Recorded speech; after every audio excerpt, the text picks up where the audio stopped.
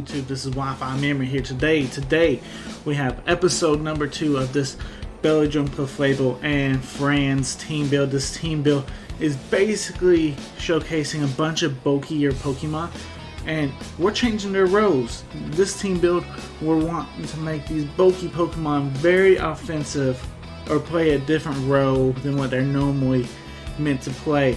We have some very interesting Pokemon. In the last episode, actually, I'll be rolling the clip right here. Let's see.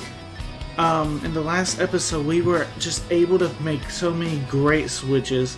We have Azelf. Azelf is probably a more traditional Pokemon, having the U-turn, having our Stealth Rocks. We need something with Stealth Rocks. We have like 4 or 5 Pokemon that can actually set Stealth Rocks up, but only Azelf has the Stealth Rocks on this team. we have a bunch of great switches though. Going for the U-turns, having a Gliscor too. Gliscor has the U-turn momentum. As you see on the screen in our last battle, we did go up against the Ampharos. We predicted a switch. We were able to U-turn, and we kept our board position. Our board position in the last game was fantastic, and hopefully in this game we're able to keep the same board positioning. The only downfall I see with this team really is the lack of having a defogger or a rapid spinner. I haven't been able to test too much yet, but I'm assuming that could bite me in the butt. So maybe we can make a change. Maybe we can try and get us a rapid spinner on this team, because I think ultimately that might make this team even better. Other than that, let's get to the game. Do want to take a side note. I want you guys to look at this Skarmory. Now Skarmory has the weak armor ability, and you know what? He didn't highlight very well in the last episode. Hopefully in this episode we can highlight Skarmory just a little bit, because Skarmory with the weak armor ability, if he gets hit by any physical attack, he automatically gets a plus in speed. He's rocking out with that Sword Stance. Now, the thing is, with weak armor, it lowers your defense. We have a way to combat that though. We have Guard Swap.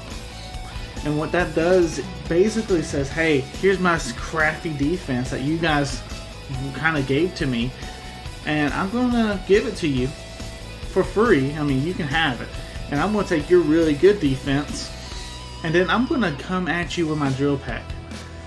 And if I have a Sword Dance or 2 up, that could be the end of a very, very bulky Pokemon. And to me, that has great potential. I want to see if we can pull that off in today's episode. So let's further ado now. Let's get into the episode.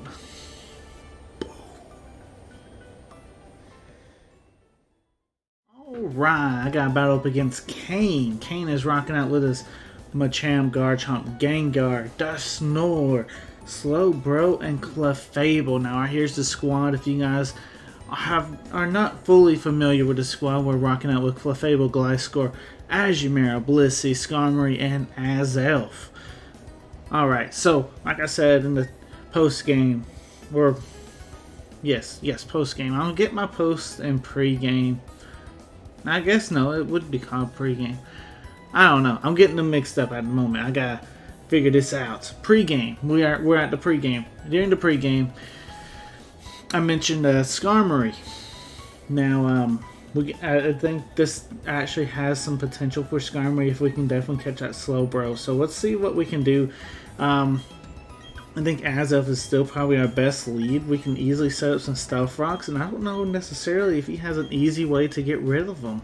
Machamp has the potential to have the Rapid Spin. Outside of that, I don't really see anything to try and get rid of Stealth Rocks. Dusknoir, I'm pretty sure, can set Stealth Rocks up on its own, so we'll have to watch out for that, as we're probably just gonna let him have it, right? Either way, we're in here. We got our Focus Sash. This is practically what you would call a suicide lead, Azelf. So I'm fine with that. Dusknoir actually goes for the Shadow Sneak. That's some huge damage. We do get the Stealth Rocks up though, and you know, I have a normal type in the back, so I'm okay with just going right into my normal type. If you're gonna go for those ghost attacks, I'm gonna go right into my normal type, Blissey. Now this Blissey is pretty familiar on this channel already. This Blissey rocking out with the soft boil, flamethrower, ice beam, and thunder. This is Serene Grace. Very, very offensive Blissey. We're going to try and get the paralyzation right here. Here goes a fire punch now. The ones that's so familiar with this Blissey actually has max defense and max special attack, so this Blissey can actually take some hits relatively well, and we actually got the paralyzation. Unfortunately though, it looks like he has a Lumberry. So we got very, I guess what you call very lucky. It's like 60% chance to paralyze that Dusknoir right there, as long as we hit our move. And unfortunately he has the Lumberry, but that means we actually revealed his item, so I don't have to worry about that later on. Now right here's the Garchomp. Now Garchomp might be predicting us a switch here. We do have Ice Beam packed just for this Garchomp, and I'm not too worried unless it's gonna go for Outrage right here. I'm not too worried about any move that this Garchomp wants to go for. Do not want him to try and SD up though, as he actually just double switches. Okay, that's fine by me. Into a Machamp. You know, my man, what happens if I freeze this Machamp right here? I guess he was scouting for the Ice Beam. You know, that's pretty smart on his part. I definitely gonna be switching out on this Machamp though, because I think Blissey has a lot of value for this game. Azumarill's not bad here. Clefable's not bad switching either. I'm trying to think about the Dynamic Punch, and I think Azumarill in this asset would take the Dynamic Punch better, because with the confusion hacks and everything, it's based off of our attack, and our Clefable is a belly drum. Our Azumarill actually is choice specs, and he actually okay, yeah, knocks off our choice specs. So that means our Azumarill is not going to be hitting hard at all in this game. Dynamic Punch will be coming out though, and Azumarill is confused now. Let's see if we can break through and at least get some chip damage off of our Surf. That would be nice. If Azumarill happens to go down here, it's not the end of the world though, because we can go out to Azelf. So if he does happen to have a Bullet Punch to take us out or something, which Azumarill might take it. Yeah, this is actually a little bit bulkier Azumarill. Go check the Pokepaste, it will be in the description. This is almost like a customized Azumarill set. Very, very bulky, and it hits relatively hard as well, so go check that out. Maybe you guys can run it on your teams as well. But yeah, hey, it looks like we took out that Machamp. You know, that's very nice for us. Let's see, what do you want to go into? Back out to Landshark. Now, my man, you do realize I am a special Azumarill. Now, granted, I guess he's hoping for me to hit myself in Confusion. I do believe Confusion has been nerfed a little bit. He actually goes for the Stone Edge to go ahead and take us out. That's probably the, I guess, somewhat clever play. You'd much rather just went for, what was it? Yeah, I think you much rather just went out and done Earthquake instead of Stone Edge, because Stone Edge has a huge chance to miss. But you know what? We got the Clefable in here. Clefable's going to be scaring this Garchomp out. He doesn't realize, I'm sure he doesn't realize that we're a physical Clefable right at the moment. So, knowing that the Moonblast is definitely coming his way, he's probably going to come out with a different switch. He might have Poison Jab. Let's see. He actually stays in and goes for the Stone Edge. Ooh, we do take this relatively well. With our Citrus Berry proc, we should be relatively healthy. Maybe? I do believe after Citrus Berry, we should be able to take a Stone Edge, right? Knowing that he went for Stone Edge kind of tells me that he might be choiced in some way. Let's see. He goes for Stone Edge again, and unfortunately, Clefable cannot handle the second Stone Edge. Was it a crit? No? Okay. So he's choiced in some way, shape, or form. It doesn't really look like it's banded damage, so it might be choice scarfed Garchomp. And right now that Garchomp's actually a pain in the butt. Got my glide score out here. Just gonna go for an EQ right now because I don't necessarily I gotta get this Garchomp off the board basically. Gliscor should be able to take at least a few Stone Edges. One of the downfalls with this team too, if you guys are wanting to run this team, you're bulky Pokemon, but you can take hits, but you're not taking them as well as you used to be. You know what I'm saying? So keep that in mind, obviously. Ooh, that's definitely a 2-shot, and we're a fast Gliscor, so we should easily outspeed this Clefable, right? So that's practically a sack right there on our opponent's part, unless he decides to switch, which he doesn't. Okay, fantastic. Now Gliscor with a base 100 base speed. Gliscor surprisingly outspeeds a lot of things. And then you pack the Jolly. This is Choice Banded as well. This thing hits hard, it moves fast, and it can take some hits. Definitely not from this Slowbro though. We definitely need to try and get out. We got Blissey unlocked for that.